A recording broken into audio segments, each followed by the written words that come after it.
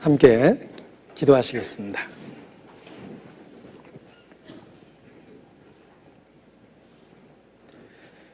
사랑이 많으신 거룩하신 아버지 하나님, 소망 없이 죄 가운데 살아가던 저희를 주의 은혜로 불러주시고 그리스도 안에서 하나님의 자녀 삼아주신 것 진심으로 감사를 드립니다. 또 우리에게 주의 은혜로서 2008년이라는 새로운 한 해를 주신 것도 더욱 감사를 드립니다. 우리의 삶이 하나님 은혜에 합당한 삶이 될 수 있도록 주관하여 주시고 우리의 삶을 통해 하나님의 영광을 나타내 주시기를 주님께 간구합니다. 중심의 변화를 주시고 우리 모두 주의 의의 도구로서 쓰임이 될 수 있도록 변화시켜 주시기를 더욱 주님께 간구합니다.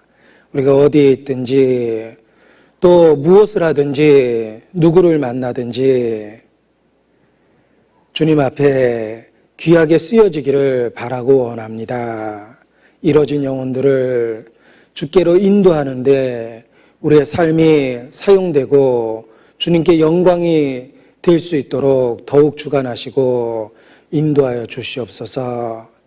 혹 우리 마음과 생각에 또 생활 속에 잘못된 죄가 있고 타협된 생활이 있다면 말씀 가운데 책망해 주시고 또 온전케 만들어 주시기를 주님께 부탁을 드립니다. 각색의 병든 자를 능력으로 고쳐주셨던 것처럼 우리의 영육 간에 병든 것을 고쳐주시며 온전함 가운데 주님과 동행할 수 있도록 주관하여 주시옵소서. 올 한 해 주 예수를 믿으면 너와 내 집이 구원을 얻는다는 약속의 말씀이 온 가족에게 이루어질 수 있도록 주님 더욱 큰 은혜를 베풀어 주시기를 기도합니다. 또 그 일을 위하여 주님 안에서 예비된 1월 21일 집회 가운데도 주님 역사하여 주시고 우리 모두를 통해서 그 일을 예비하여 주시기를 주님께 부탁을 드립니다. 이 한 주간 광주에서 말씀을 증거하시는 이완 목사님, 또 진해의 홍정현 목사님, 주의 권능으로 주관하여 주셔서 많은 영혼 주께 돌아올 수 있도록 역사하여 주시기를 이 시간 주님 앞에 같은 마음으로 또 간절히 기도합니다. 주님께 이 모든 시간 의지합니다. 우리 가운데 역사하심으로 하나님의 영광만 나타내 주시옵소서. 우리를 사랑하시고 죄악에서 구원해 주신 우리 구주 예수님 이름으로 기도합니다. 아멘. 네, 함께 로마서 12장 2절 말씀을 같이 보시겠습니다. 성경 로마서 12장 2절입니다.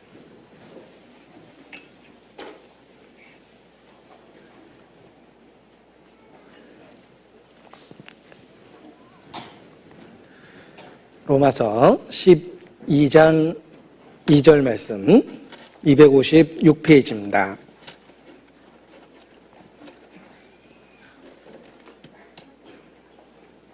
네, 찾으셨으면 함께 읽겠습니다. 너희는 이 세대를 본받지 말고 오직 마음을 새롭게 함으로 변화를 받아 하나님의 선하시고 기뻐하시고 온전하신 뜻이 무엇인지 분별하도록 하라. 네, 2008년 새해 첫 달을 보내고 있습니다. 우리에게 새로운 한 해를 주신 하나님께 감사하는 마음으로 한 해를 시작하는 것이 필요합니다. 뿐만 아니라 새해 첫 달에는 우리의 신앙생활을 뒤돌아보고 또 새로운 마음과 각오를 갖는 것이 필요하다고 생각합니다. 기업에서도 새해 첫 달에는 새로운 목표를 세우고 또 그 목표를 이루기 위해서 조직 구성이라든지 여러 가지를 새롭게 변화시킵니다. 하물며 신앙생활에 있어서도 동일한 마음과 자세와 활동이 필요하다고 말할 수 있습니다. 우리가 한 해를 시작하면서 신앙생활을 뒤돌아보고 꼭 잘못된 것이 있다면 고치고 또 새로운 마음과 각오를 갖는 것이 필요합니다. 그러한 그 일을 할 수 있는 좋은 기회가 새해의 첫 달임에 틀림이 없습니다. 그래서 새해를 주신 하나님 앞에 합당한 마음의 자세를 갖고 새로운 마음으로 또 새로운 각오와 결심으로 한 해를 힘있게 시작하는 것이 필요합니다. 그 새로운 출발을 위해서 성경이라는 절대적인 타협되지 않는 말씀의 기준을 놓고 우리의 삶을 살펴보고 또 반성해 보는 것도 필요합니다.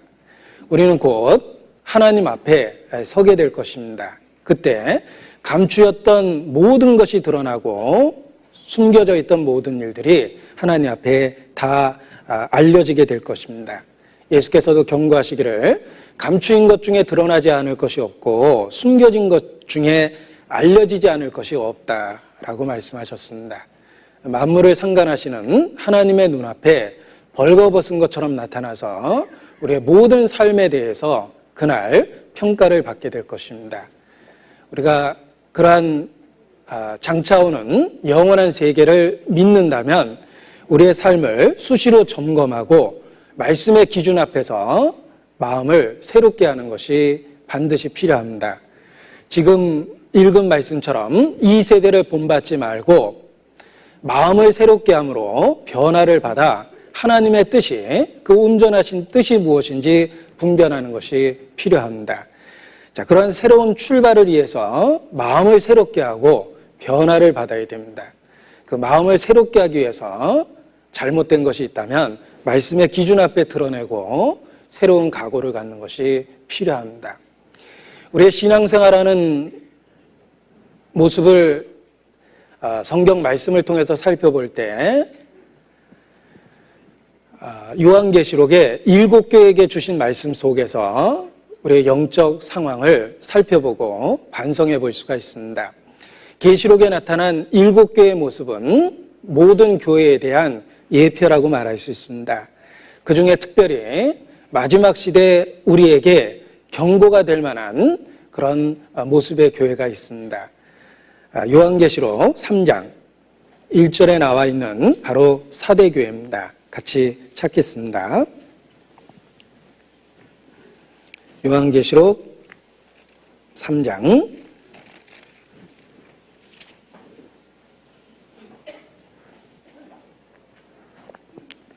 4대교회에 대한 말씀이 나옵니다.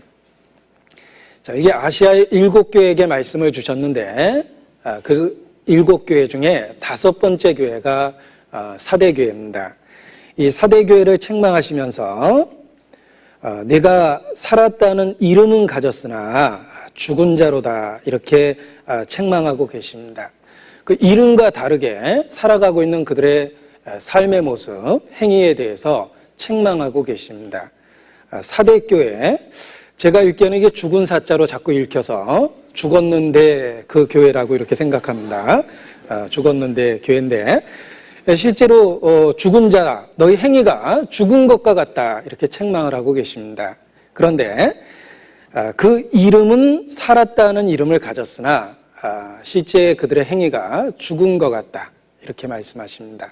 이름과 다르다라는 책망을 하고 계시는데 아마도 우리 시대에 이런 이름과 다른 모습의 교회도 사실 주변에 많이 있습니다. 예를 들면 순복음이라고 해놓고 순육신적인 걸 가리킨다든지 또는 생명교회라고 해놓고 실제로는 영적으로 죽어있는 상태도 있습니다. 사실 우리 교회도 그렇습니다. 안양중앙교회라는 이름을 서울중앙교회라는 이름을 갖고 있는데 실상은 안양에 있기도 합니다. 아무튼 이름과 다른 이런 그 교회 모습이 있는데 이 사대교회는 사실 치명적인 결함을 갖고 있습니다. 죽은 자라는 그런 그 책망을 받고 있기 때문입니다. 죽었다라는 것이 어떤 의미일까 생각할 때 생명의 활동이 정지되어 있고 다시 회복되지 않는 상태, 그것을 사전적 의미로서 죽음이라고 말할 수 있습니다. 이들의 영적 상황이 그와 같이 죽어 있다는 것입니다. 생명 활동이 전혀 나타나지 않고 회복될 기미가 전혀 없다는 것입니다. 그러나 이름은 살았는데 실상은 죽은 거라고 말씀하십니다.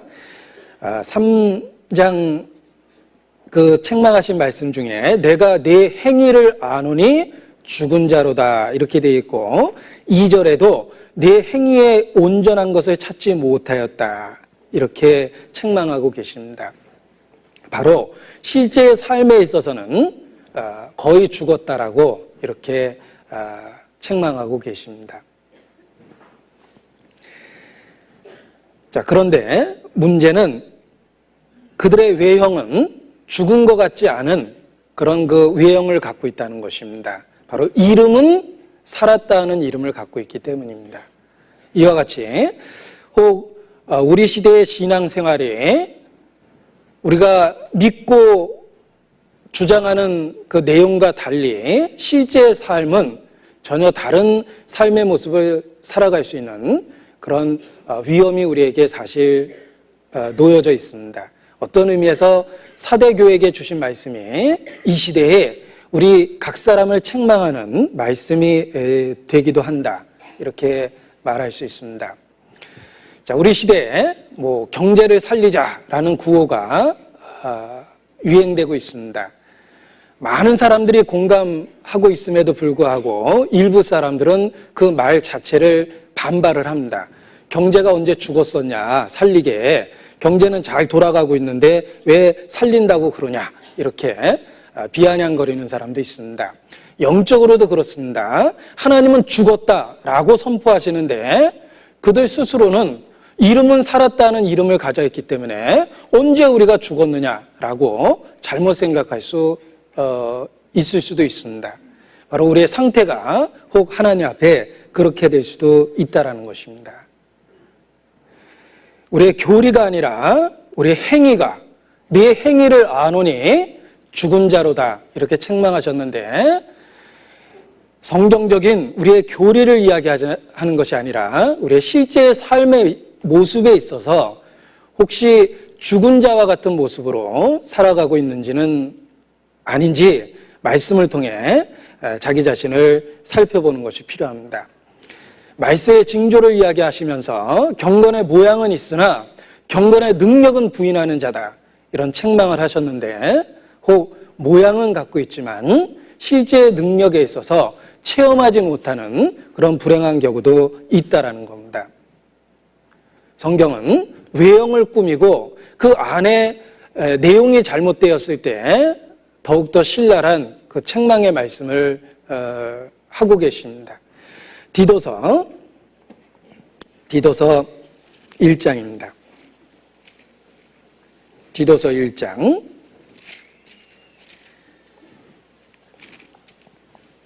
16절입니다.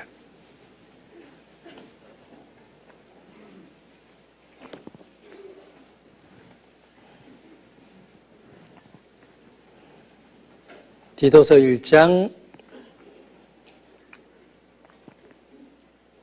16절 같이 읽죠. 저희가 하나님을 시인하나 행위로는 부인하니 가증한 자여 복종치 아니하는 자여 모든 선한 일을 버리는 자니라.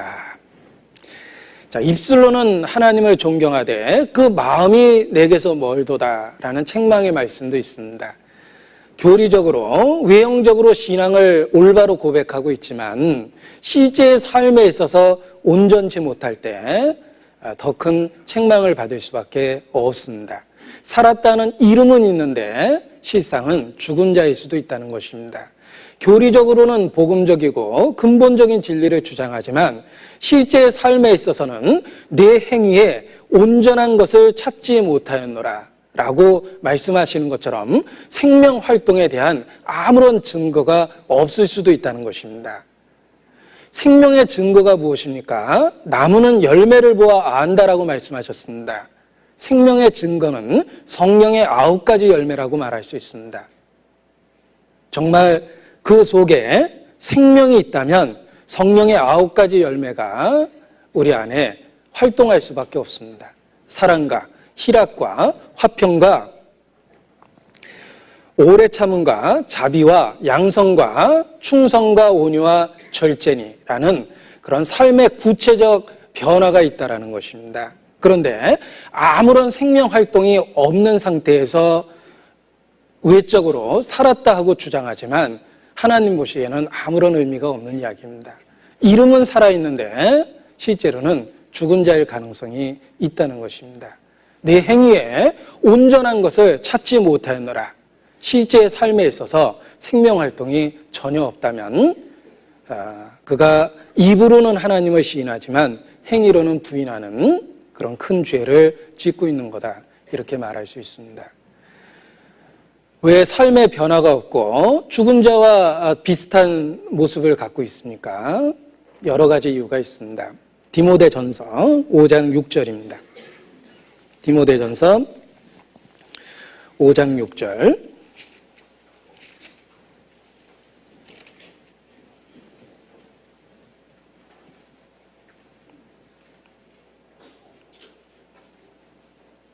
같이 읽겠습니다. 일락을 좋아하는 이는 살았으나 죽었느니라. 왜 영적으로 죽어있냐면 일락을 좋아하는 이는 살았으나 죽었다라고 말씀을 하십니다. 바로 육신적인 또는 세상적인 잠깐의 쾌락을 위해서 세상을 살아가고 있기 때문에 그 신앙의 모습이 죽은 자와 비슷해지고 있는 것입니다. 일락을 좋아하는 이는 살았으나 실상은 죽은 자라고 말씀하십니다.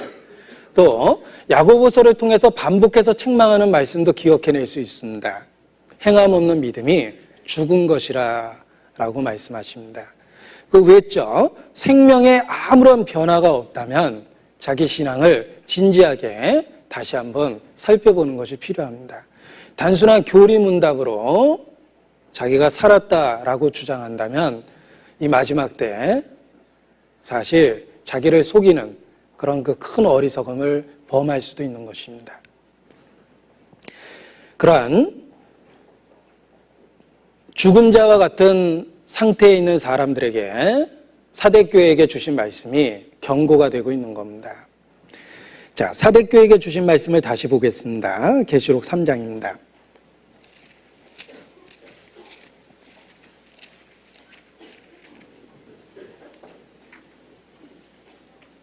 2절.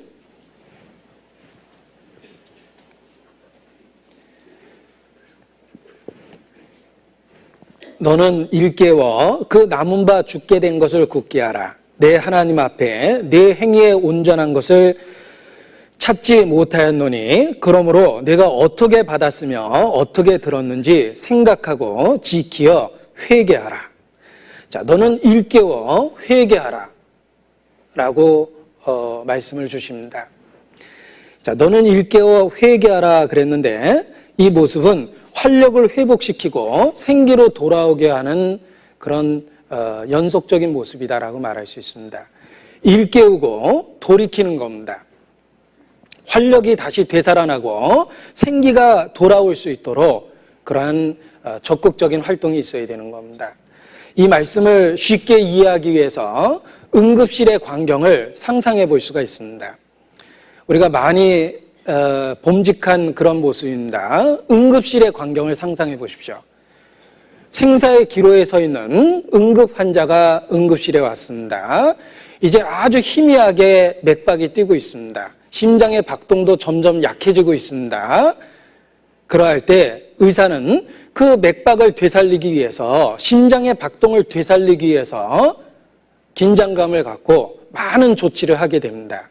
바로 우리의 영적 상태가 응급실에서 생사를 헤매고 있는 그런 사람의 모습으로 비유될 수가 있는 겁니다. 그러한 때 어떤 조치가 필요한가 일깨워서 돌이키는 겁니다. 다시금 활력이 되돌아올 수 있도록, 생기가 되살아날 수 있도록 그러한 긴박한 조치를 해야 되는 겁니다. 그것을 성경적인 표현으로 그 남은 바 죽게 된 것을 굳게 하라. 마치 꺼져가는 불씨를, 이제 불씨는 하나밖에 없는데 꺼져가고 있습니다. 그 불씨를 살리기 위해서 여러 가지 다급한 조치를 하는 것처럼 그 남은 바 죽게 된 것을 굳게 하라라고 권면하고 계십니다. 불씨를 일으켜야 됩니다. 응급실에 실려와서 맥박이 잦아들고 있다면 다시 맥박을 정상적인 수치로 올려놓고 심장의 박동을 다시 살려놔야 되는 겁니다. 활력을 일으켜야 되는 겁니다. 그것이 이 시대에 우리가 주님을 곧 맞이할 수 있는 이 시대에 우리가 해야 될 일이다. 이렇게 말할 수 있습니다. 너는 일깨워 그 남은 바 죽게 된 것을 굳게 하라.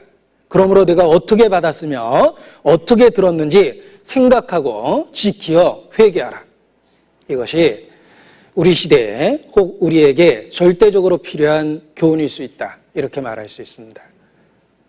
새해에 특별히 그 남은 바 죽게 된 것을 굳게 하는 것이 필요합니다. 일깨우는 것이 필요합니다. 다시 생각하고 돌이키는 것이 필요합니다. 그래서 마음을 새롭게 해서 변화를 받아야 됩니다.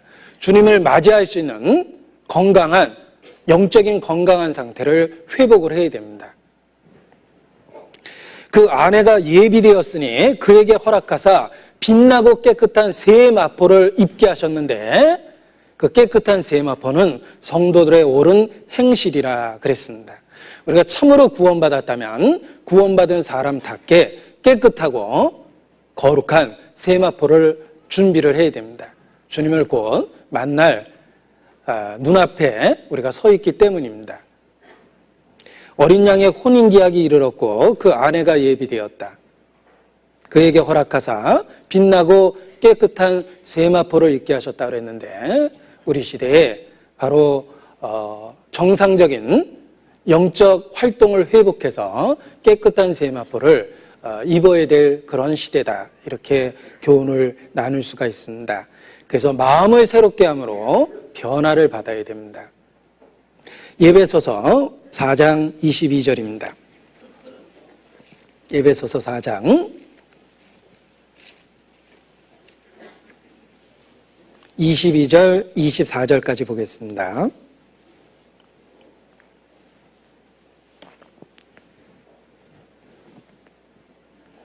에베소서 4장 22절로 24절을 같이 읽겠습니다.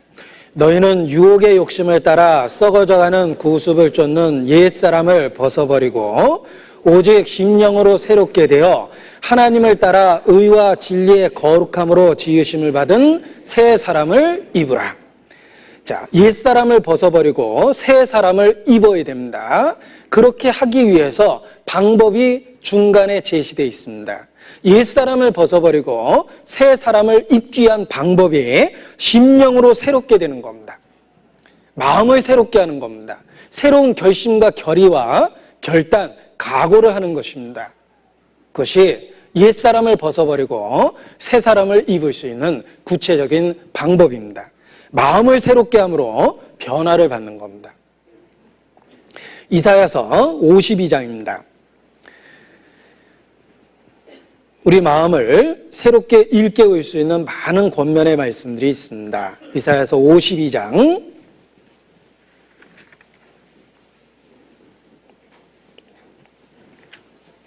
1절입니다. 자, 시온이여 깰지어다 깰지어다.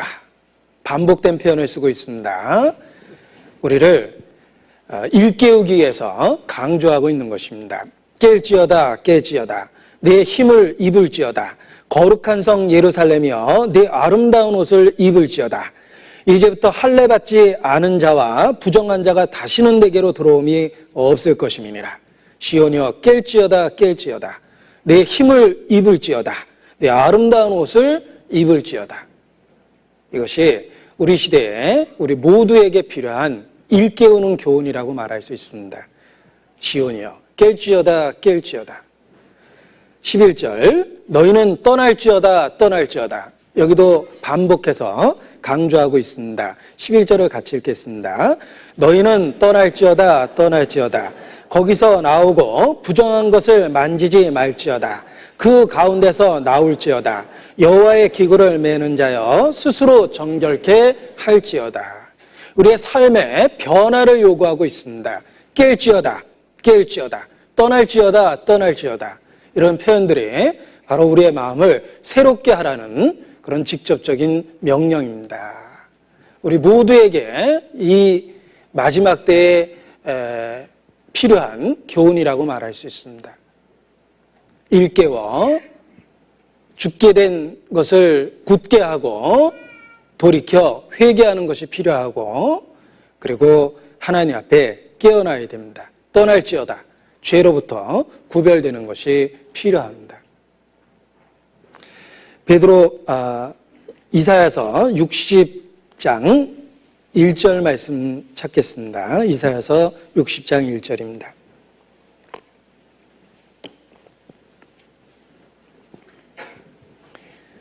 (60장 1절) 함께 읽겠습니다. 일어나라, 빛을 발하라. 이는 내 빛이 이르렀고 여호와의 영광이 내 입 위에 임하였음이니라. 자, 일어나라, 빛을 발하라.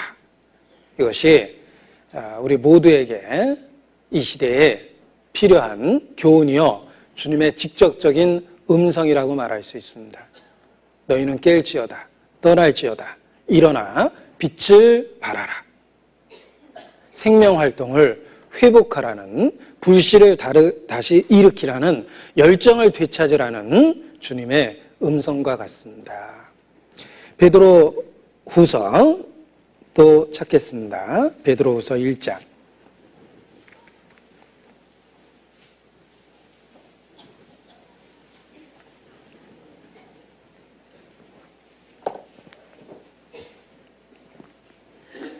베드로후서 1장 12절 제가 읽어드리겠습니다. 이러므로 너희가 이것을 알고 이미 있는 진리에 섰으나 내가 항상 너희로 생각하게 하려 하노라. 내가 이 장막에 있을 동안에, 육신 속에 있을 때, 이런 뜻이죠. 너희를 일깨워 생각하게 함이 옳은 줄로 여기노니. 자, 사도 베드로는 말합니다. 내가 항상 너희로 생각하게 하려 하노라. 이 장막에 있을 동안에 너희를 일깨워 생각하게 함이 옳은 줄 안다라고 말합니다. 우리의 마음을 계속적으로 일깨우는 것이 필요합니다. 우리의 마음을 일깨워서 선한 것, 하나님의 뜻이 무엇인지, 그 거룩한 뜻이 무엇인지 생각하고 우리 마음을 일깨우는 것이 필요합니다. 그래서 특별히 새해에 우리가 마음을 새롭게 해서 변화를 받아야 됩니다. 새로운 마음으로 새로운 각오와 결의를 다지면서 한 해를 시작하는 것이 이 시대를 살아가는 성도의 올바른 자세라고 말할 수 있습니다. 새로운 마음을 갖고, 새로운 결의를 갖고, 새로운 각오를 갖고 한 해를 시작해야 됩니다. 우리의 마음을 일깨워서 새로운 생각을 가져야 됩니다. 한 해가 시작되면 달력을 새로이 바꾸고 새로운 달력으로 일정을 계획합니다. 만일 옛 달력을 갖고 올 한 해를 살아간다면 수없이 많은 혼란에 부딪힐 겁니다. 우리가 아무 생각 없이 무딘 마음을 갖고 새해를 살아간다면 마치 지난 달력을 놓고 올해를 사는 사람과 똑같다라고 말할 수 있습니다. 많은 혼란에 빠질 겁니다. 새해는 새로운 마음으로, 새로운 각오로, 새로운 결심으로, 결단으로 시작하는 것이 지혜입니다. 자, 결심이라는 것을 다른 단어로 결단 또는 결정, 이렇게 표현할 수 있는데, 어떤 일을 하겠다라고 마음을 굳게 정하는 것이 결심입니다. 바로 새해 첫 달에 그러한 결심, 각오, 결의가 우리에게 필요한 겁니다. 우리의 영적인 위치를 생각하고 주님 안에서 우리의 삶을 어떻게 살 것인지 마음을 새롭게 해서 변화를 받고 새로운 각오를 갖는 것이 필요합니다. 우리의 삶은 어떤 결심을 하느냐에 따라서 삶이 달라집니다. 어떤 각오를 갖고 어떤 결의를 다지느냐에 따라서 우리의 삶이 달라집니다. 우리의 삶의 변화가 일어나는 시작점이 결심과 각오와 결정입니다. 따라서 새해 올바른 결심을 하면 올바른 삶을 살아갈 수 있게 될 겁니다. 그래서 주님 앞에 새해에 새로운 결심을 갖자라는 이야기를 강조하고 있는 겁니다. 우리의 생각은 여러 가지 생각이 우리 마음속에 들어 있습니다. 본성적이고 육신적인 생각, 세상적인 생각, 또 주님이 주시는 영원하고 거룩한 것을 추구하는 그런 그 선한 생각도 우리 속에 있습니다. 우리 생각은 여러 가지가 뒤섞여 있는데 결심이란 그 여러 생각 중에 하나를 붙잡고 굳게 정하는 것, 그것이 결심입니다. 우리 마음에 여러 가지 갈등이 있고 생각이 있습니다. 주님 뜻에 맞는 것을 붙잡고 마음을 정하자. 그것이 새해의 신앙적인 결단이다. 이렇게 말할 수 있습니다. 우리 마음이 작용하는 것을 살펴보면 우리 마음은 오픈 상태죠. 열려 있습니다. 수없이 많은 생각들이 들어와 있습니다. 여러 가지 생각을 하게 됩니다. 그중에 나의 삶의 방향을 정하게 하는 시작이 결심과 결정입니다. 어느 생각을 붙잡을 거냐에 따라서 우리의 삶이 달라지는 겁니다. 로마서 7장 우리 마음이 어떻게 작용하는지 성경을 통해서 다시 보겠습니다. 로마서 7장입니다.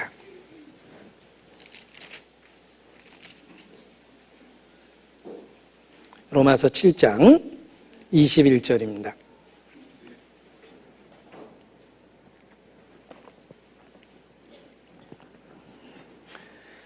그러므로 내가 한 법을 깨달았노니 곧 선을 행하기 원하는 나에게 악이 함께 있는 것이로다. 자, 이것이 인간 실체입니다. 인간은 구조적으로 선과 악이 뒤섞여 있습니다. 더더욱 구원받은 사람은 각성된 깨끗한 마음이 있고 그리고 원래부터 있었던 부패된 육신적 본성이 있습니다. 그런데 불행한 것은 우리 마음속에서 그것이 뒤섞여 있다는 것입니다. 우리 마음에 선과 악이라는 두 가지 생각이 공존하고 있습니다. 바울이 그 자신의 실체를 깨달은 겁니다. 내가 한 법을 깨달았다. 곧 선을 행하기 원하는 나에게 악이 함께 있는 것이로다. 내 속사람으로는 하나님의 법을 즐거워하되 내 지체 속에서 한 다른 법이 내 마음의 법과 싸워 내 지체 속에 있는 죄의 법 아래로 나를 사로잡아 오는 것을 보는도다. 자, 우리의 마음 구조가 이와 같이 되어 있습니다. 선과 악이 뒤섞여 있고 선한 욕망과 본성적인 악한 욕망이 섞여 있습니다. 그런데 중요한 것은 내가 어떤 결심을 하느냐에 따라서 그 생각 중에 하나를 붙잡게 되고 그것을 행동으로 옮기게 되어 있는 겁니다. 우리 안에 악한 생각이 있다는 게 문제가 되는 것이 아닙니다. 어떤 생각을 내가 붙잡느냐에 따라서 내 삶이 달라지는 겁니다. 그 생각을 붙잡는 것이 결심입니다. 그래서 신앙적인 올바른 결심, 선택, 마음의 선택이 필요한 겁니다. 누군가가 인생을 ABCD로 표현했습니다. 인생은 BCD, ABCD에 BCD로 이렇게 표현을 했습니다. B는 birth, 출생입니다. D는 death, 죽음입니다. 자, 인생은 B와 D 사이에 있습니다. 생과 사, birth와 death라는 생과 사 중간에 있습니다. 그런데 그 생과 사 중간에 무엇이 있냐면 C가 있습니다. B, C, D죠. C는 choice입니다. 인생은 태어나서 죽을 때까지 끊임없이 선택하는 것, 그것이 인생이다. 이렇게 표현을 했습니다. 그렇습니다. 우리 마음에 많은 생각이 있는데 어떤 생각을 선택하느냐에 따라서 인생이 달라집니다. 그 옛날 여호수아처럼 너희가 오늘날 섬길 자를 택하라. 나와 내 집은 오직 여호와를 섬기겠노라. 라고 이야기했던 것처럼 우리도 우리 마음에 대해서 그렇게 외치는 것이 필요합니다. 내가 무엇을 선택할 것인가? 나와 내 집은 오직 여호와를 섬기겠노라. 선한 것을 택하고 하나님의 뜻에 비추어 올바른 것을 택하는 것이 그리스도인입니다. 그것이 우리에게 요구되는 마음의 자세이기도 합니다. 새로운 결심, 그 마음의 생각을 하나님 뜻 가운데 정하는 것, 그것이 신앙적 결단이요 결심이다. 이렇게 말씀드릴 수 있습니다. 우리 속에 많은 생각이 있지만 행동은 한 가지로밖에 나타날 수가 없습니다. 어떤 생각을 붙잡느냐에 따라서 한 가지 행동으로 나타납니다. 자, 쉽게 예를 들어 보겠습니다. 자, 아침에 일찍 일어나기 위해서 새벽 4시에 잠영종을 맞춰놨습니다. 아주 피곤하게 잠이 들었는데 잠영종이 따르릉 하고 울렸습니다. 자, 그 순간 우리는 잠결에 잠영종 소리를 들으면서 두 가지 생각을 하게 됩니다. 첫 번째는 일어나야 되지 하고 상황을 인식해서 일어나야 되겠다는 생각도 들고, 또 한편으로는 피곤하니까 그냥 오늘은 제끼자, 자자, 뭐 이런 생각도 사실 같이 들어옵니다. 잠영종 소리를 들었을 때 두 가지 생각이 들었죠. 그러나 행동은 한 가지밖에 못합니다. 어느 생각을 선택하느냐에 따라서 한 가지 행동으로 나타나는 겁니다. 일어나겠다는 생각을 붙잡고 아침에 일어나서 계획된 일을 할 수도 있고, 그냥 제끼자라는 생각을 붙잡고 잠영종을 끄고 그냥 잠이 들 수도 있습니다. 생각은 여러 가지지만 행동은 한 가지 생각을 선택해서 하나의 행동으로 나타나게 되어 있습니다. 우리가 하나님 앞에 결심하자라는 게 그런 뜻입니다. 우리는 본성과 죄와 우리 마음속에서 끝없는 전쟁을 치르고 있습니다. 내가 한 법을 깨달았다라는 바울의 고백처럼 우리도 선과 악이 뒤섞여 있는 그런 우리의 곤고한 처지를 잘 인식하고 있습니다. 그러나 중요한 건 어느 생각을 붙잡아서 자기의 행동으로 바꿀 것인가, 그것이 중요합니다. 오늘날 섬길 자를 택하라. 우리는 때마다 일마다 그러한 음성을 듣게 되는 겁니다. 그중에 어떤 생각을 붙잡아서 그것이 내 행동으로 나타나고 내 삶의 운명을 결정하는 요인으로 작용하게 되는 겁니다. 올바른 결심은 올바른 생각을 붙잡는 모습으로 나타나는 것입니다. 그리고 더욱 중요한 건 그 결심이 바로 행동을 만들어내는 최초의 스위치와 같은 겁니다. 스위치를 누르면 거대한 기계가 작동이 시작되는 것처럼 결심이 바로 행동을 만들어내는 스위치 역할을 합니다. 그래서 새해 주님을 향해서 스위치를 올리는 것이 필요합니다. 새로운 결심, 신앙적 결심이 신앙적 삶을 만들어내기 때문입니다. 그래서 새해 신앙적 결단과 결심을 하자라고 권면을 나누고 있습니다.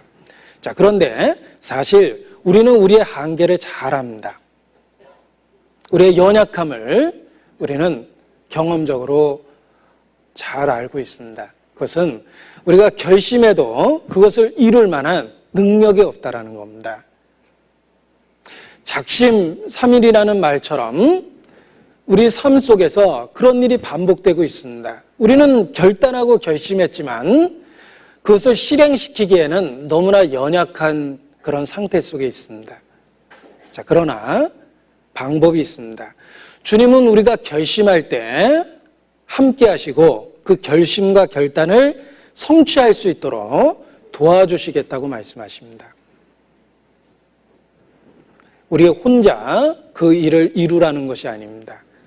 먼저 우리가 결단하면 주님은 함께 하시겠다고 약속하고 계십니다. 자, 이 작심삼일이라는 그런 우리의 한계를 해결할 수 있는 기가 막힌 방법이 있습니다. 마음에 굳게 정했지만 3일을 넘기기 어렵다라는 작심삼일을 해결할 수 있는 방법이 있죠. 무엇입니까? 3일마다 결심을 반복하는 겁니다. 그러면 3일마다 결심을 반복하면 결국은 그 결심을 그대로 갖고 평생을 살아갈 수가 있는 겁니다. 마찬가지로 우리의 마음을 날마다 새롭게 할 때 결심한 대로 살아갈 수 있습니다.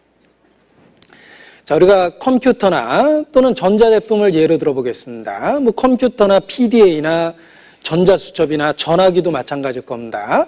한참 사용하다가 복잡한 프로그램에 문제가 생겼습니다. 그래서 기능에 이상이 생겼습니다. 작동이 제대로 되지 않습니다.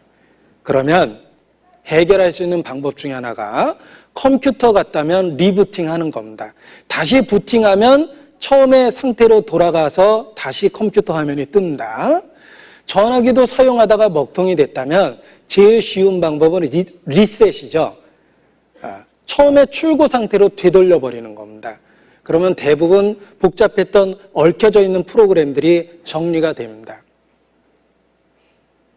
마찬가지로 우리가 결심하고 실행하다가 수십 번, 수백 번 뒤뚱거리거나 잘못될 수 있습니다. 그러나 그때마다 결심을, 각오를 새롭게 하면 우리의 마음이 리부팅 됩니다. 리셋됩니다. 그래서 새로운 마음으로 넘어진 그곳에서 일어나서 또 앞으로 갈 수가 있습니다. 우리가 결심하되 반복해서 결심하면서 그 결심한 바를 이룰 수가 있는 겁니다.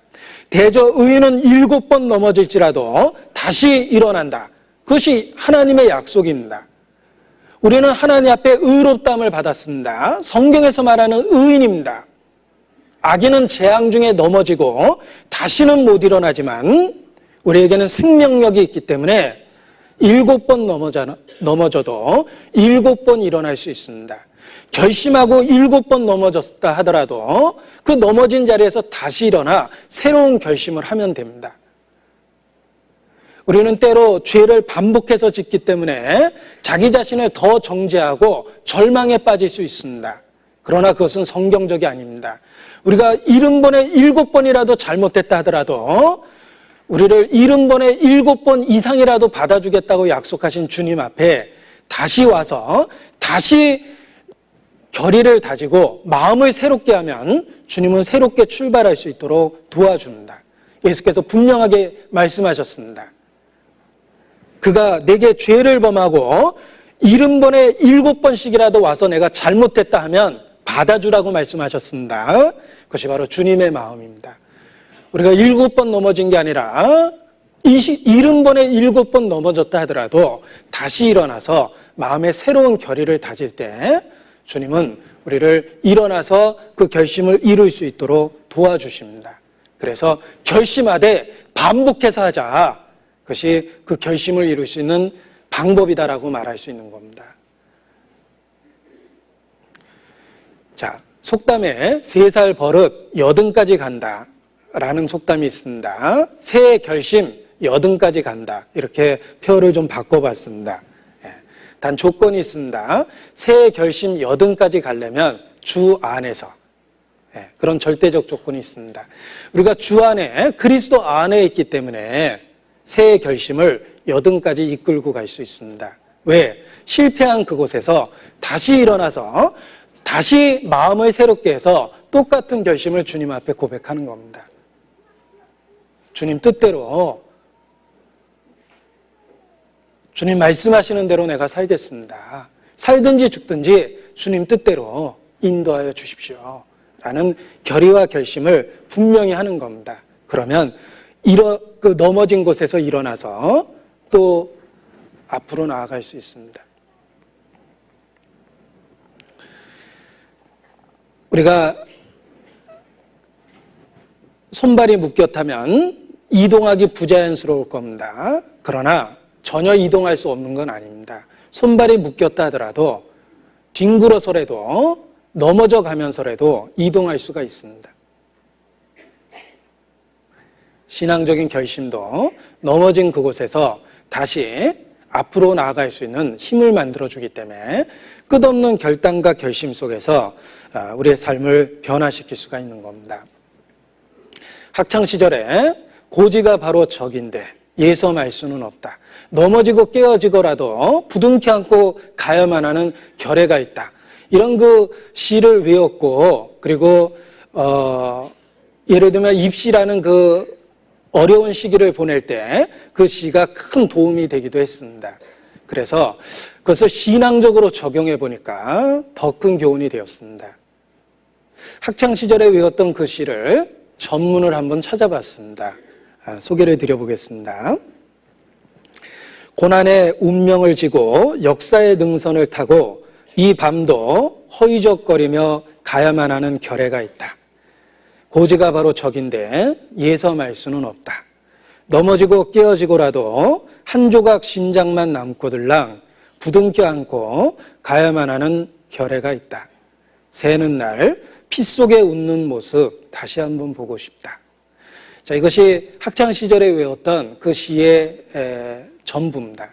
자, 그런데 여기 결례라는 말을 교회라고 바꿔서 마음의 교훈을 받아봤습니다.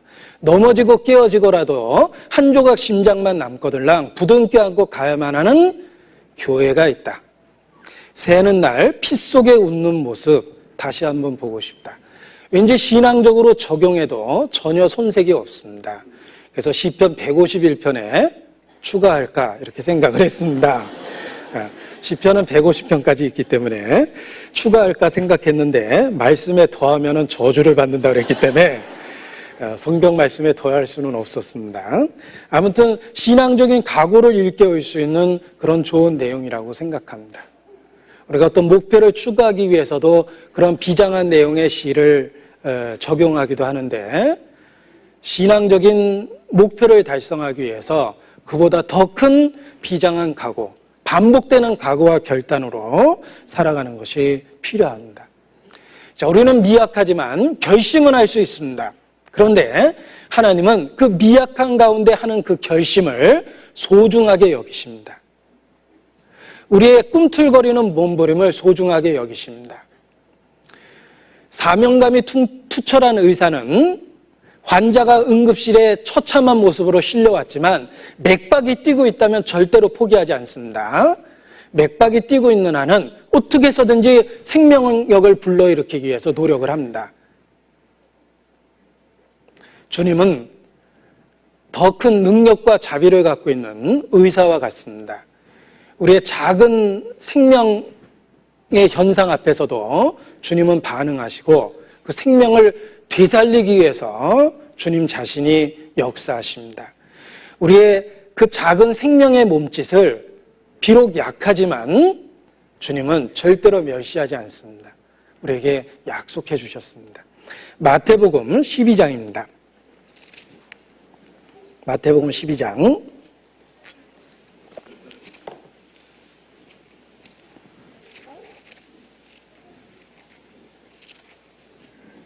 20절입니다.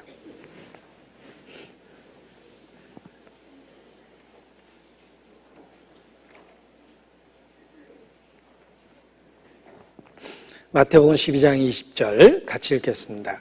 상한 갈대를 꺾지 아니하며 꺼져가는 심지를 끄지 아니하시기를 심판하여 이길 때까지 하리니. 자, 우리의 비참한 상태가 상한 갈대 같고 꺼져가는 심지 같습니다. 그러나 하나님의 자비와 긍휼은 무궁하시기 때문에 상한 갈대를 꺾지 않으시고 꺼져가는 심지를 끄지 않으십니다. 우리가 주님 뜻 안에서 살겠다라고 결단했을 때 우리의 연약한 육체로 인해서 또 악한 죄성으로 인해서 비록 그러한 결단이 상한 갈대처럼 보이고 꺼져가는 심지처럼 보일 수도 있지만 주님은 그 작은 생명 현상을 결코 멸시하지 않고 그것을 통해서 우리에게 생명력을 다시 일으키기 위해서 주님은 역사하십니다. 작은 일의 날이라고 멸시하는 자가 누구냐? 성경에 그런 표현이 있습니다. 작은 일의 날이라고 멸시하는 자가 누구냐? 주님은 결코 멸시하지 않습니다. 이스라엘이 포로 후에 어려운 환경 속에서 성전을 짓기 시작했습니다. 그것이 수룹바벨 성전인데 솔로몬의 성전처럼 그렇게 웅장하게 지을 수는 없었습니다. 그러나 하나님은 그들의 시작, 그 작은 시작을 크게 보셨습니다. 그래서 작은 일의 날이라고 멸시하는 자가 누구냐라고 우리에게 반문하십니다. 우리가 주님을 위해서 살겠다라고 결단하고 마음을 정하고 결심했을 때 주님은 그 작은 시작을 소중하게 보십니다. 그리고 그 작은 불씨로부터 우리의 삶 전체를 변화시킬 만한 그런 놀라운 불길을 일으키십니다. 다 죽어가고 맥박이 간신히 뛰고 있는 환자지만 사명감이 투철한 의사에 의해서 다시 건강을 되찾듯이 우리의 연약한 결단을 통해서 주님은 놀라운 역사를 이루십니다. 상한 갈대를 꺾지 아니하시며 꺼져가는 심지를 끄지 않으십니다. 열왕기상 12장입니다. 열왕기상 14장입니다. 구약성경 열왕기상 14장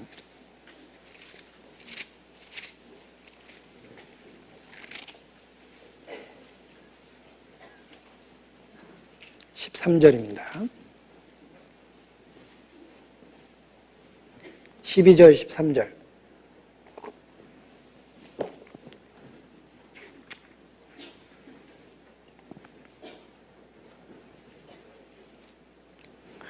너는 일어나 내 집으로 가라. 내 발이 성에 들어갈 때 그 아이가 죽을지라. 온 이스라엘이 저를 위하여 슬퍼하며 장사하려니와 여로보암에게 속한 자는 오직 이 아이만 묘실에 들어가리니 같일자. 이는 여로보암의 집 가운데서 저가 이스라엘 하나님을 여호와를 향하여 선한 뜻을 품었음이니라. 자, 이 말씀의 배경은 이러합니다. 이스라엘이 분열되었을 때 남북으로 갈리게 됩니다. 남쪽의 유다와 북이스라엘로 갈리게 되었고 그 북이스라엘의 왕이 여로보암입니다.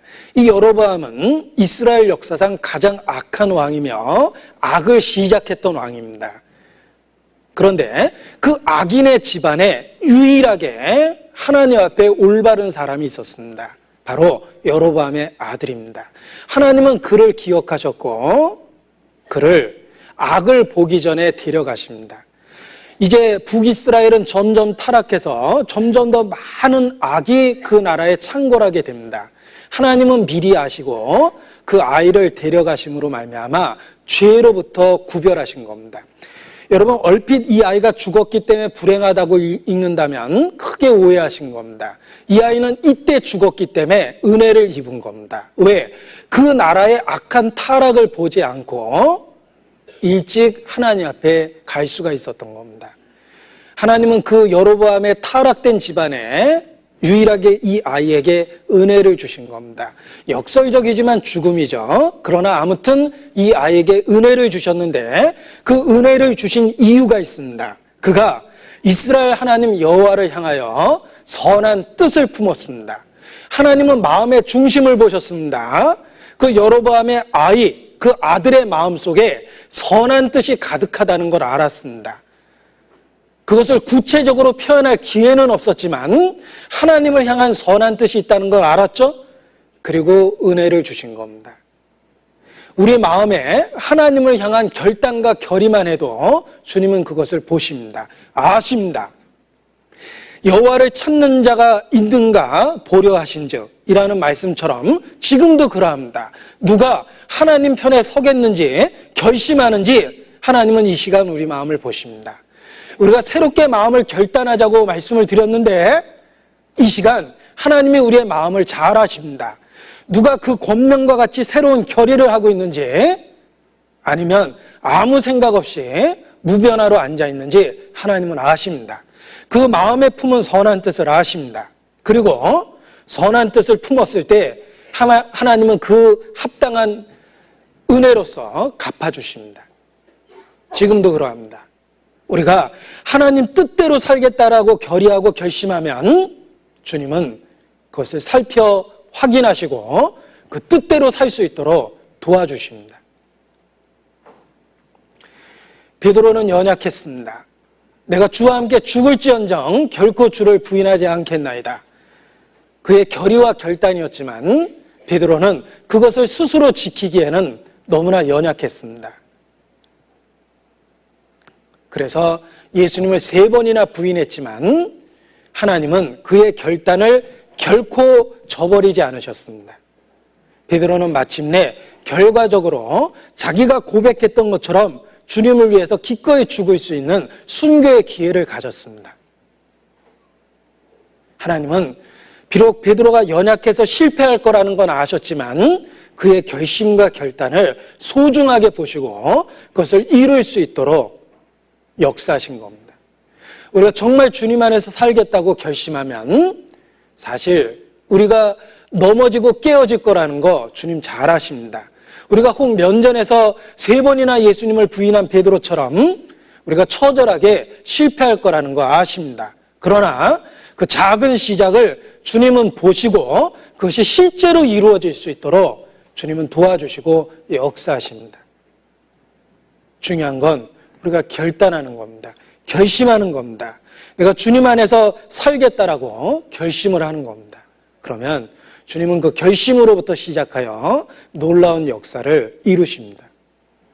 내 입을 크게 열라 내가 채우리라. 그 말씀을 적용해 봤습니다. 내가 주님 안에서 살겠다라고 결단하면 주님은 그것을 내 삶 속에서 이루어 주십니다. 내 입술의 고백을 그대로 삶의 모습으로 주님은 점점 변화시켜 주십니다. 우리가 주님 앞에 입을 크게 여는 게 필요합니다. 내가 주님 안에서 살겠습니다. 주님, 내가 하루를 살아도 주님의 의의 도구로 주님 안에서 살겠습니다. 그렇게 결심하면 주님은 그 결단과 결심을 보시고 우리의 삶에 변화를 일으킵니다. 우리는 성경을 통해서 많은 사람의 결심을 축복한 하나님의 은혜를 확인해 볼 수 있습니다. 그들은 결심했고 하나님은 그 결심을 이루어 주셨습니다.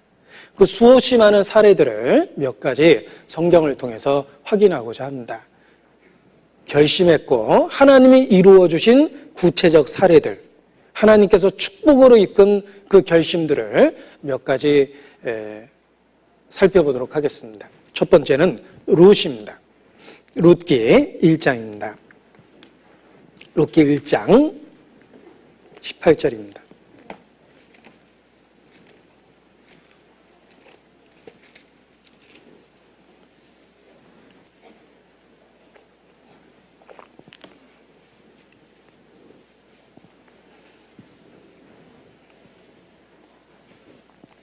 룻기 1장 18절 같이 읽겠습니다. 나오미가 룻의 자기와 함께 가기로 굳게 결심함을 보고 그에게 말하기를 그치니라.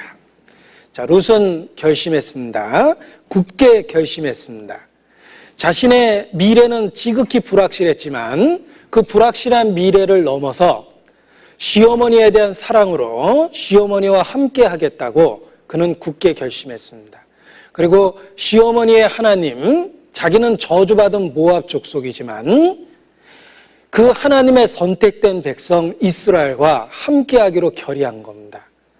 룻은 장래가 불확실했습니다. 젊은 여자로서 새 출발할 수 있는 유혹을 받았습니다.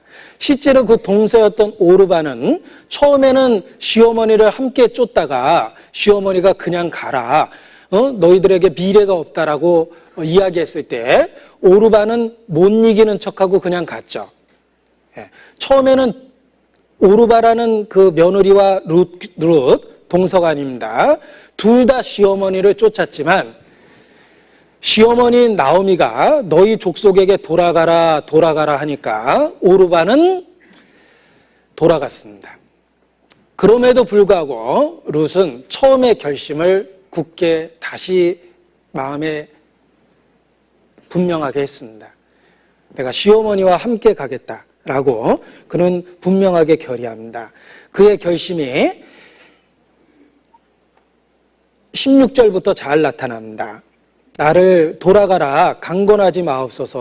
어머니께서 가시는 곳에 나도 가고 어머니께서 유숙하시는 곳에 나도 유숙하게나이다. 어머니의 백성이 나의 백성이 되고 어머니의 하나님이 나의 하나님이 되시리니. 그리고 여기서는 정말 눈물 한 방울 흘렸을 것 같아요. 어머니께서 죽으시는 곳에서 나도 죽어 거기 장사될 것이라. 내가 만일 죽는 일 외에 어머니와 떠나면 여호와께서 내게 벌을 더 내리시기를 원하나이다. 아주 비장한 각오를 했습니다. 룻은 올바른 결심을 했던 겁니다. 시어머니에 대한 사랑을 지키고 그리고 저주받은 모압 족속이었지만 하나님의 백성 이스라엘에게 참여하기로 결단을 했던 겁니다. 여러분 룻기를 계속 읽어보면 하나님이 룻의 결단을 어떻게 결실로 만들었는지 잘 확인하실 수 있을 겁니다. 룻은 다윗의 족속인 보아스와 다윗의 증조부가 되죠. 다윗의 증조부인 보아스와 결혼해서 자녀를 낳았고 메시아 족보에 오르게 됩니다. 룻은 성경에 나오는 유명 인사입니다. 영원한 세계의 유명 인사입니다. 우리가 영원한 세계에 가서 룻을 찾으면 금방 찾을 수 있을 거예요. 워낙 유명하기 때문에. 자, 그런데 이 저주받은 모압 족속이었던 룻이 그와 같이 하나님의 선민의 역사에 참여하고 메시아의 족보에 오르게 된 이유가 무엇입니까? 그가 굳게 결심했고 하나님은 그의 결심을 축복하신 겁니다. 그래서 하나님을 일상의 삶 속에서 보아스를 만나도록 인도하셨고 보아스와 결혼해서 메시아의 족보에 오를 수 있도록 하신 것입니다. 룻의 굳은 결심을 축복한 그 하나님을 기억하면 우리의 결심이 더욱더 의미가 있다는 것을 깨닫게 될 겁니다. 그리고 또 솔로몬의 결심도 보겠습니다. 역대하 2장입니다. 성경 역대하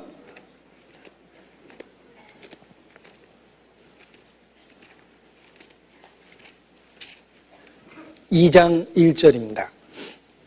657페이지.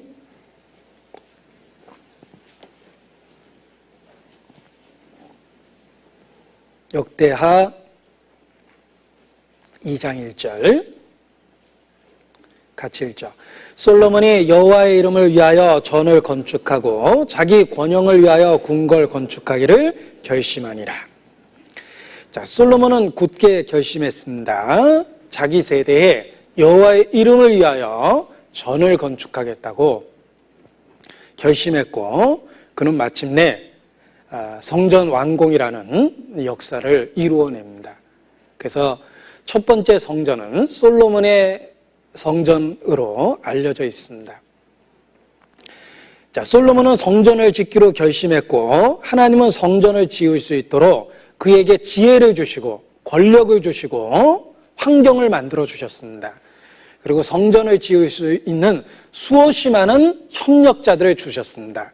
우리가 그 다음 구절부터 쭉 읽어보면 얼마나 많은 사람들이 동원돼서 성전을 건축했는지 아시게 될 겁니다. 심지어는 이방의 왕들조차도 솔로몬이 성전을 짓는 데 도울 수 있도록 기술자를 보내주고 백향목을 보내주기도 합니다. 솔로몬은 성전을 짓겠다고 결심했고 하나님은 그 결심을 이룰 수 있도록 역사하신 겁니다.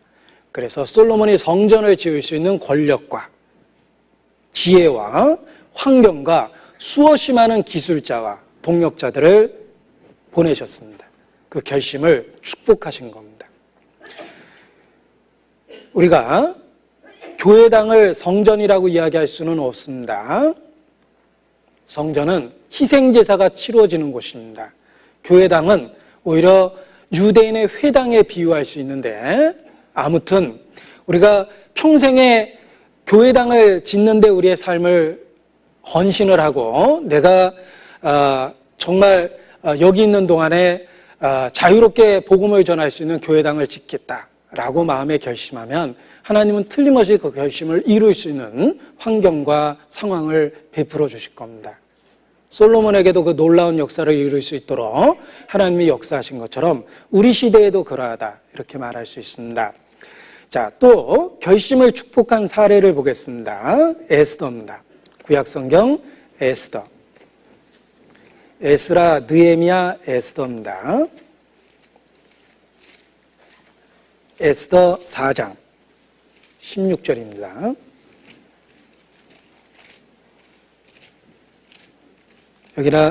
여기에 너무나 유명한 신앙의 결단이 나옵니다. 4장 16절.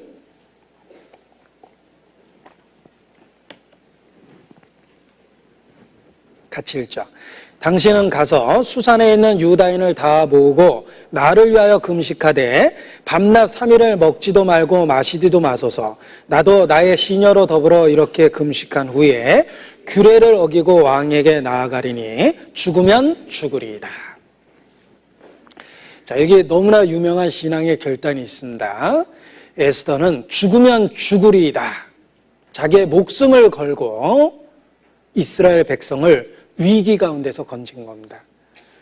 에스더의 그러한 결단을 하나님은 축복하셨고, 그리고 이스라엘 민족 전체를 구원하는 역사를 에스더라는 작은 여자를 통해서 이루게 됩니다. 에스더가 죽으면 죽으리이다 라고 결심했을 때 하나님은 그 결심을 축복하시고 온 이스라엘을 구원할 수 있는 그런 놀라운 일을 이루신 겁니다. 우리도 주님 앞에서 죽음을 결심하고 죽으면 죽으리이다, 죽도록 충성하겠다라고 결심했을 때 한 사람을 통해서 놀라운 역사를 이루십니다. 한 사람의 희생을 통해서, 그 각오와 결의를 통해서 심지어는 한 민족 전부를 구원하는 역사도 이루십니다. 에스더의 하나님이 우리의 하나님이며 에스더의 결심을 하나님이 축복하신 것처럼 우리의 결단과 결의도 축복하실 것이기 때문에 그렇습니다. 자, 또 다니엘의 결심도 보겠습니다. 다니엘서 1장입니다. 다니엘서 1장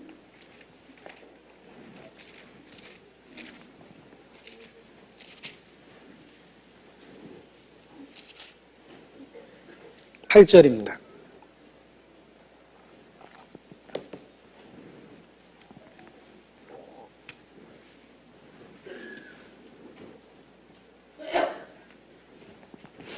다니엘서 1장 8절 같이 읽겠습니다.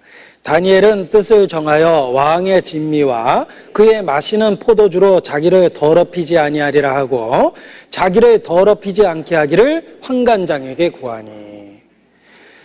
자, 우리는 다니엘서를 계속 읽으면서 가장 놀라운 그 구약 성경의 사건들을 보게 됩니다. 다니엘서는 기적과 같은 사건들로 기록되어 있습니다. 그런데 어떻게 그렇게 놀라운 일들의 역사가 일어날 수 있었을까? 이유가 있습니다. 그 시작은 다니엘의 결심으로부터 시작됩니다. 다니엘은 바벨론에 끌려와서 벨드사살이라는 이방 우상신을 나타내는 이름을 받았습니다. 그럼에도 불구하고 다니엘은 우상의 도시 바벨론에서 자기를 더럽히지 않겠다고 굳게 마음을 정했습니다. 그래서 하나님은 다니엘과 함께 계셨고 그 바벨론이라는 우상의 도시에서 유일신 신앙을 유지할 수 있도록 하나님은 기적 가운데 역사하셨습니다. 놀라운 신학의 위인 다니엘은 바로 그의 굳은 결심으로부터 시작됐다, 이렇게 말할 수 있습니다. 다니엘은 뜻을 정했습니다. 왕의 진미와 그의 마시는 포도주로 자기를 더럽히지 않겠다. 우상의 제물로부터 자기를 구별했던 겁니다. 그 뜻을 정했기 때문에 하나님은 다니엘을 통해서 놀라운 역사를 이루신 겁니다. 자, 다니엘의 시작은 왕의 진미와 그 마시는 포도주로 자기를 더럽히지 않겠다라고 결심하는 그런 내용으로 되어 있습니다. 자, 아마도 이 말씀이 사회생활을 시작하는 사회초년생인 크리스찬에게 많이 위로가 될 거라고 생각합니다. 처음 사회생활을 시작할 때 가장 곤란한 것 중에 하나가 바로 술자리입니다. 아침에 출근해서 일은 다 하겠는데 문제는 퇴근 이후에 요구되는 술자리가 성도들에게 많은 그 곤란함을 야기시킵니다. 그러나 다니엘처럼 뜻을 정해보십시오. 내가 사장과 부장님의 그 마시는 포도주로 자기를 더럽히지 않겠다, 이렇게 굳게 마음을 정하면 윗사람이 술을 강권한다 하더라도 지혜롭게 그 술을 거절할 수 있을 거라고 생각합니다. 이 다니엘은 마음의 뜻을 정했고 하나님의 사람으로 귀하게 쓰임이 되었습니다. 그래서 놀라운 건 보십시오. 바벨론의 왕들은 정권이 계속 바뀌었습니다. 그리고 마침내 페르시아라는 새로운 왕국이 등장하게 되는데 그럼에도 불구하고 다니엘은 늘 권력 중심에 있었습니다. 세상 권력은 바뀌었는데 다니엘은 늘 그 자리에 있었죠. 하나님의 사람이었기 때문에 하나님이 직접 인사관리를 하신 겁니다. 그래서 정권이 바뀌어도 계속 중용될 수가 있었던 겁니다. 하나님의 사람이기 때문에 그렇습니다. 우리가 가끔 직장에서 술을 거절한다는 이유로 또 뇌물을 거절한다는 이유로 윗사람의 미움을 받을 때가 있습니다. 그러나 다니엘처럼 뜻을 굳게 정하면 정권은 바뀌어도 다니엘은 그 자리에 있었죠? 틀림없이 윗사람이 인사 조치됩니다. 예. 하나님이 적당한 때 틀림없이 술 강요하던 부장님을 딴 데로 전근시키십니다. 예. 믿음으로 버티시기 바랍니다. 자, 다니엘은 뜻을 정했고 하나님은 축복하셨습니다. 자, 이 다니엘서를 읽다 보면 또 다니엘의 세 친구 이야기도 나오는데 이 다니엘 세 친구도 하나님 앞에 뜻을 정했기 때문에 놀라운 역사의 주인공이 될 수가 있었습니다. 자, 아이들에게 퀴즈를 냈습니다. 다니엘의 세 친구는 누구일까요? 이호한, 홍정현, 신용철 이렇게 얘기하면 틀린 겁니다. 네. 다니엘의 세 친구는 사드락, 메삭, 아벳느고입니다. 다니엘서 3장입니다. 어떤 분은 엘리사가 엘리야의 동생이라고 확실히 믿는 사람도 있더라고요. 자, 다니엘서 3장 17절입니다. 만일 그럴 것이면 왕이여 우리가 섬기는 우리 하나님이 우리를 극렬히 타는 풀무 가운데서 능히 건져내시겠고 왕의 손에서도 건져내시리이다. 같이 읽자. 그리 아니하실지라도 왕이여 우리가 왕의 신들을 섬기지 아니하고 왕의 세우신 금심상에게 절하지도 아니할 줄을 아옵소서. 자, 이것이 사드락, 메삭, 아벳느고의 신앙입니다. 그들은 굳게 결심했습니다. 죽음이 찾아온다 하더라도 우상에게 절하지 않겠다. 그것이 왕의 명령이시라도 우리는 하나님의 명령을 듣겠다. 하나님이 틀림없이 우리를 건지실 것이다. 그러나 그리 아니하실지라도 우리는 절대로 금신상에게 절하지 않겠다. 그들은 마음에 굳게 결심했습니다. 그리고 하나님은 그 결심을 축복하시고 풀무불에 던져진 그들을 구원해내셨습니다. 그래서 이 놀라운 이야기의 주인공이 됐던 겁니다. 자, 한 가지 의문이 듭니다. 하나님이 건지시려면 불에 던지기 전에 건지지 꼭 불 속에 던져졌을 때 구하실까 이런 생각이 듭니다. 만약 제가 그 세 친구 중에 섞여 있었다면 그렇게 생각했을 것 같아요. 이제 틀림없이 저를 이제 막 붙잡습니다. 이제 틀림없이 하나님의 천사가 나타날 거다. 근데 점점 불길로 가까이 갑니다. 이게 아닌데 아마 더 크게 부르짖겠죠. 하나님 하고 막 부르짖을 겁니다. 그리고 마침내 던져졌을 거예요. 저 같았으면 어찌하여 저를 버리시나이까 이러고 아마 던져졌을 텐데 이 다니엘의 세 친구의 신앙은 아닙니다. 그리 아니하실지라도 자기들이 생각한 방법으로 역사하지 않는다 하더라도 그들은 결심을 바꾸지 않았습니다. 그게 진짜 믿음입니다. 그리 아니하실지라도 내가 생각한 방법으로 역사하는 건 아니죠. 그리 아니하실지라도 주님이 허락하신다면 더 크고 놀라운 일이 있는 겁니다. 사실 이 세 친구가 불에 던져지기 전에 구원을 받았다면 성경에 기록될 이유도 없어요. 예를 들면 왕이 던져버리려다가 하나님이 마음을 바꿔주셨어요. 그래서 왕이 잠깐 관두자, 너무 잔인하다 이렇게 이야기를 끝냈다면 성경에 기록될 이유도 없죠. 그런데 그들은 불 속에 던져졌고 그 불 속에서 세 사람을 던졌는데 네 사람이 나타났습니다. 한 사람은 하나님 자신이셨어요. 그들을 건져내셨습니다. 여러분, 얼핏 보면 그들을 버린 것처럼 보이지만 하나님은 더 큰 기적 속에서 그들에게 놀라운 일을 허락하신 겁니다. 내가 기대하는 기대를 하나님이 저버릴 수 있습니다. 내가 원하는 방법으로 원하는 시간에 하나님이 역사하지 않을 수도 있습니다. 그러나 그리 아니하실지라도 우리가 다니엘의 친구처럼 하나님에 대한 믿음을 굳게 지키는 것이 필요합니다. 하나님은 그들의 굳은 그 각오를 축복하시고 놀라운 기적 속에서 건져내셨던 겁니다. 자, 성경에 이와 같이 그 많은 결심들을 축복하신 이야기가 가득합니다. 에스라도 한번 보겠습니다. 에스라. 자, 에스라는 어디 있냐면 에스라서에 있습니다. 에스라 7장입니다. 에스라 7장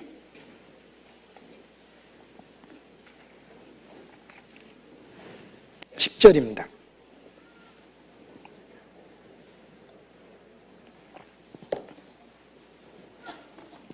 에스라 7장 10절 같이 읽겠습니다. 에스라가 여호와의 율법을 연구하여 준행하며 율례와 규례를 이스라엘에게 가르치기로 결심하였더라. 그의 결심으로 인해서 이스라엘이 바벨론에서 돌아온 이후 종교적인 부흥과 개혁을 이루었던 겁니다. 에스라의 결심이 이스라엘 민족 전체의 부흥으로 이어집니다. 그들의 개혁으로 이루어지고 유일신 신앙을 회복하는 결정적인 계기를 마련하게 되는 겁니다. 한 사람의 결심이 이스라엘 민족의 회복과 부흥의 토대가 되었다, 이렇게 말할 수 있습니다. 에스라는 굳게 결심했습니다. 여호와의 율법을 연구하겠다. 연구하는 거로 끝내는 게 아니겠죠? 준행하겠다. 자기가 연구한 걸 그대로 행하겠다고 결심했습니다. 그리고 행한 거로 끝난 게 아니에요. 그 유익을 나눠주기로 결심을 했습니다. 가르치기로 결심을 했습니다. 그리고 하나님은 그러한 결심을 축복하셔서 이스라엘의 부흥과 개혁을 만들어냈던 겁니다. 에스라처럼 하나님의 말씀을 연구하기로 결심해 보십시오. 연구할 것만 결심하지 말고 그대로 행하겠다고 결심해 보십시오. 그리고 나의 연구와 행함으로 다른 사람에게 영향을 주겠다라고 결심하면 하나님은 그 사람을 통해서 놀라운 부흥과 개혁을 이루십니다. 에스라의 결심을 축복하신 하나님을 기억해 보십시오. 자, 또 누가복음 9장입니다. 누가복음 9장 51절입니다.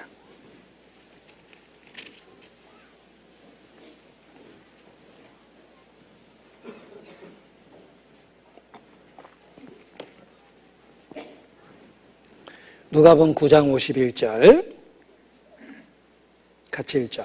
예수께서 승천하실 기약이 차감해 예루살렘을 향하여 올라가기로 굳게 결심하시고, 자, 예수님은 십자가를 바라보고 있었습니다. 십자가를 예측하고 있었습니다. 그럼에도 불구하고 예루살렘에 올라가기로 굳게 결심하시고 마침내 십자가를 지셨습니다. 그는 앞에 있는 즐거움을 위하여 십자가를 참으사 고난을 자취하셨습니다.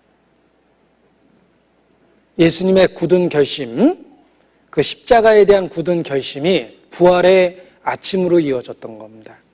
그래서 일요일 예수 그리스도는 부활의 영광을 갖게 됩니다.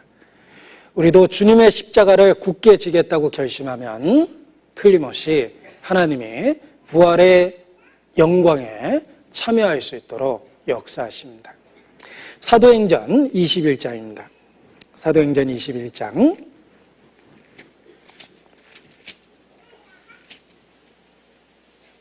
13절입니다.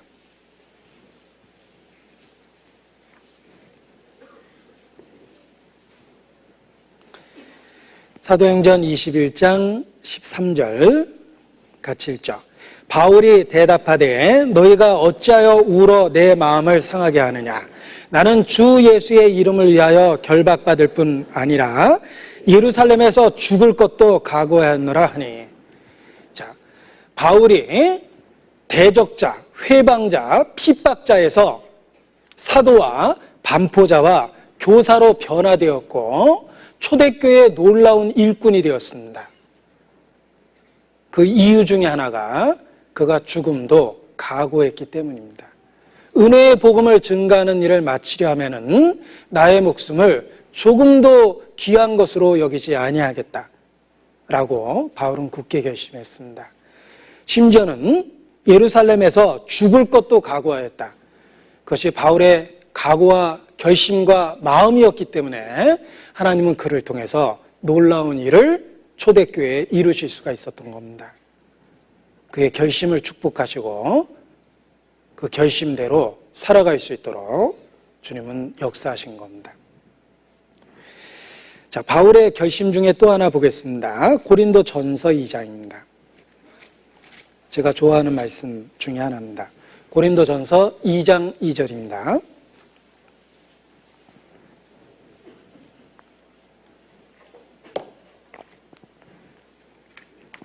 고린도전서 2장 2절 같이 읽겠습니다. 내가 너희 중에서 예수 그리스도와 그의 십자가에 못 박히신 것 외에는 아무것도 알지 아니하기로 작정하였습니다. 자, 바울의 가르침은 예수 그리스도와 그의 십자가에 못 박힌 것에 핵심을 두고 바울의 가르침은 시작합니다. 우리 시대의 많은 잘못된 설교자들은 적극적 사고방식 또는 어떤 세상적인 철학과 도덕적 가르침을 근거로 해서 설교를 합니다. 그래서 거짓 선지자라고 일컬어지는 겁니다. 바울이 가장 이상적인 전도자가 될 수 있었던 이유는 핵심을 분명하게 붙잡은 겁니다. 내가 예수 그리스도와 그의 십자가에 못 박힌 것 외에는 아무것도 알지 아니하기로 작정했다. 복음을 작게 가르치거나 복음을 부수적인 거로 표현하는 사람들은 다 하나님의 원수입니다. 하나님께서 독생자를 통해서 구속의 역사를 이루셨습니다. 성경의 핵심은 그리스도의 피입니다. 그가 십자가에 못 박힌 것, 그것이 우리가 믿고 있는 핵심이며 우리의 소망의 생명줄입니다. 핵심을 잃어버리면 절대로 안 됩니다. 우리는 바울과 동일한 마음으로 고백해야 됩니다. 내가 예수 그리스도와 그의 십자가에 못 박힌 것 외에는 아무것도 알지 아니하기로 작정했다. 우리가 늘 그 구속의 사실 위에 서 있을 때 흔들리지 않는 올바른 믿음을 갖게 되는 겁니다. 영원토록 내야 할 말 예수의 피밖에 없다. 우리도 그렇게 중심으로 부르짖는 것이 필요합니다. 그것이 바울을 큰 일꾼이 되도록 만들어준 그 요인이다, 이렇게 표현해 볼 수도 있습니다. 자, 고린도전서 16장입니다. 고린도전서 16장 15절입니다.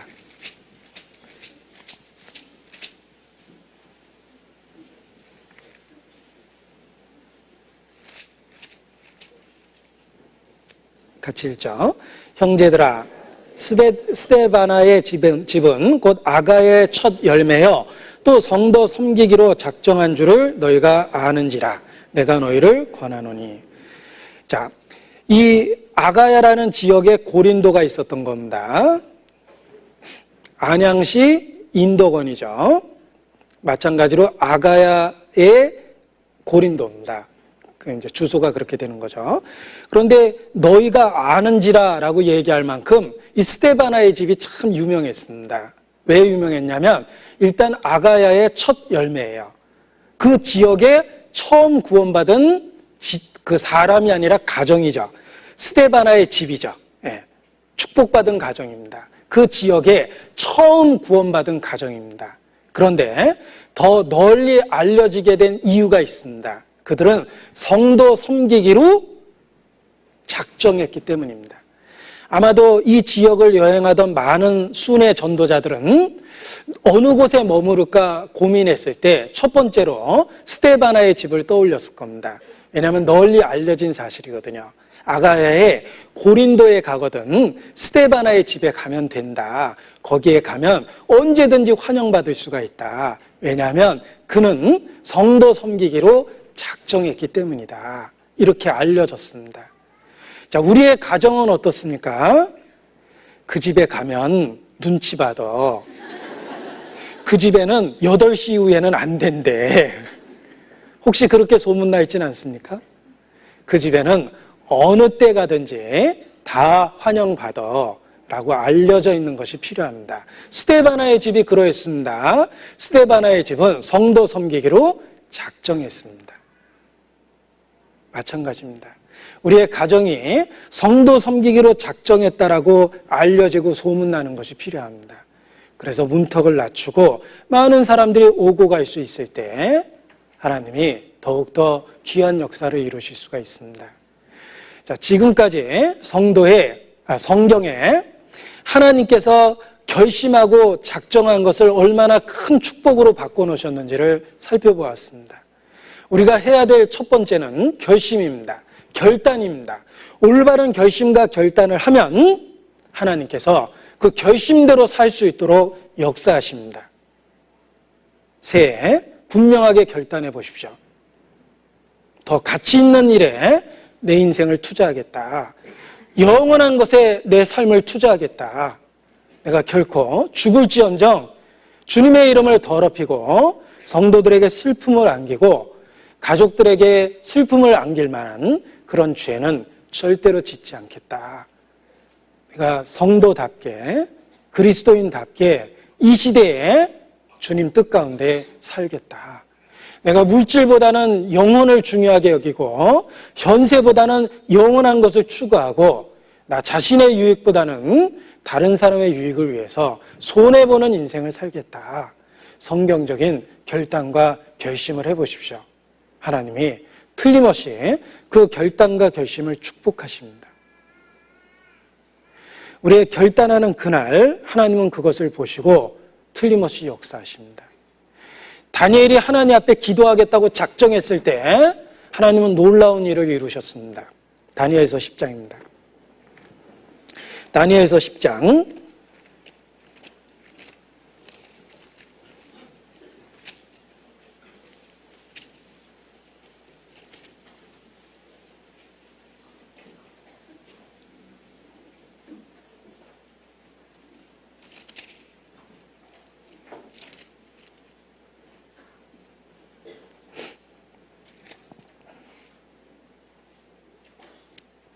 11절입니다.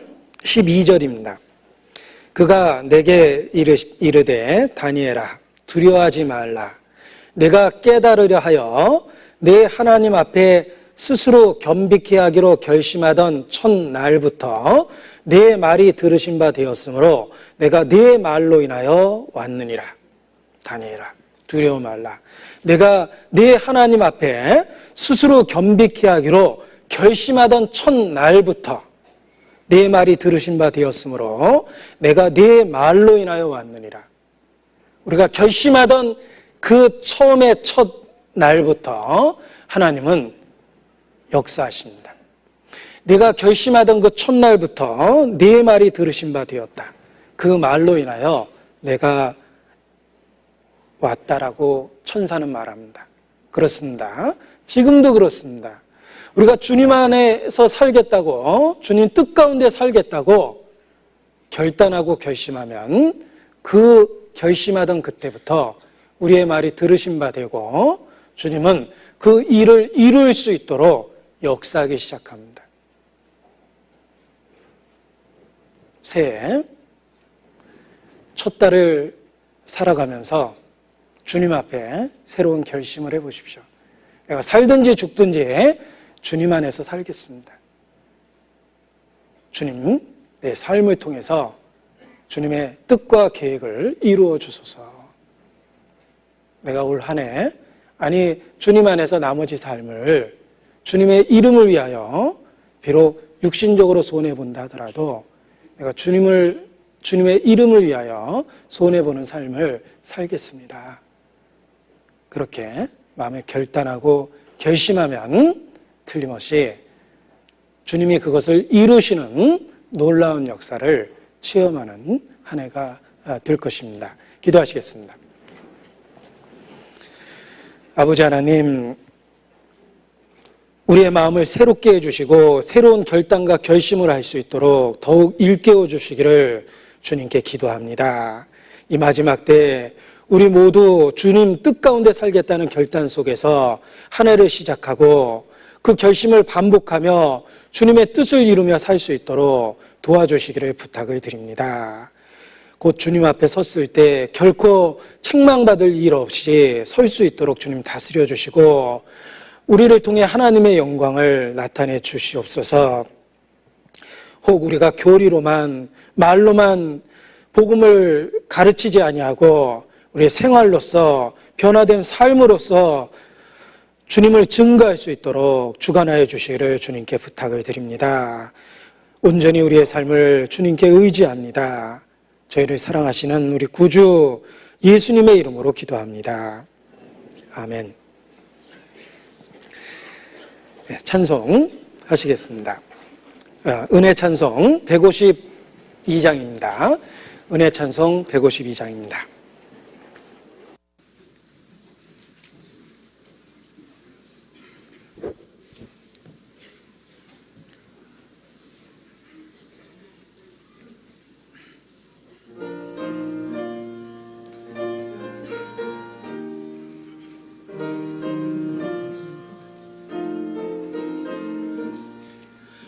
내일 일은 난 몰라요.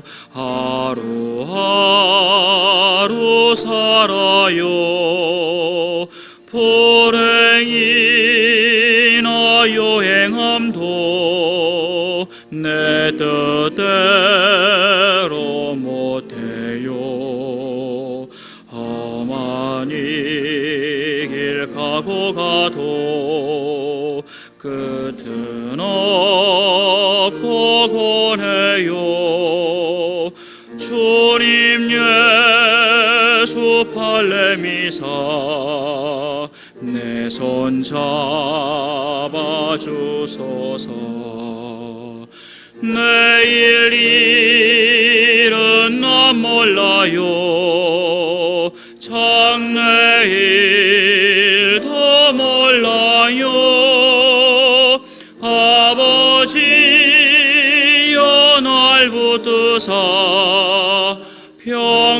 평탄한 길 주옵소서.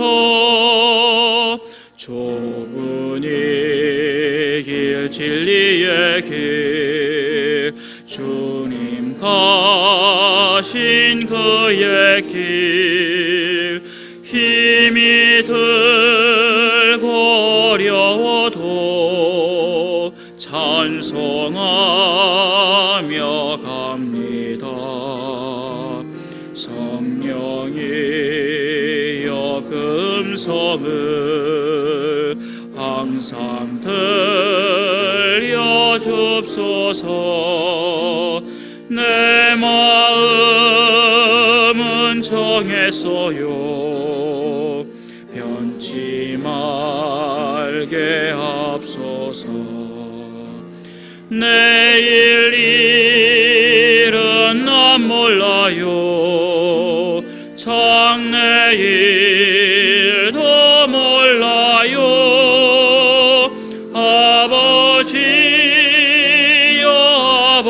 아버지여 주신 소명 이루소서.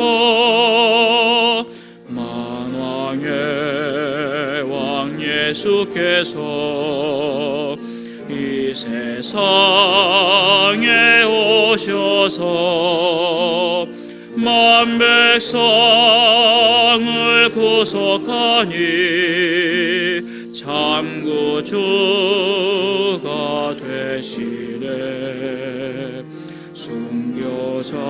순교자의 본을 받아 나의 믿음 지키고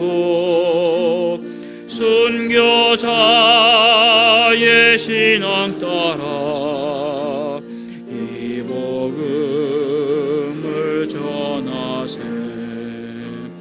불과 같은 성령이여 내 맘에 항상 계셔. 천국 가는 그날까지 주여 지켜 주옵소서.